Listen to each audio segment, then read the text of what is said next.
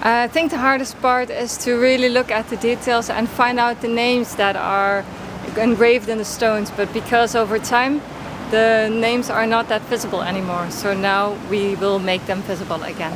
We try to look for the close lines and the close figures that are already in the stones, and then we will restore the originals.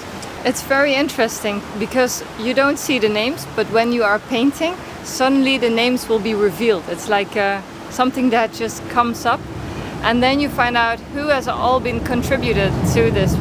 And also the ages, they are so different, and they also respond for the students because they suddenly see who has helped.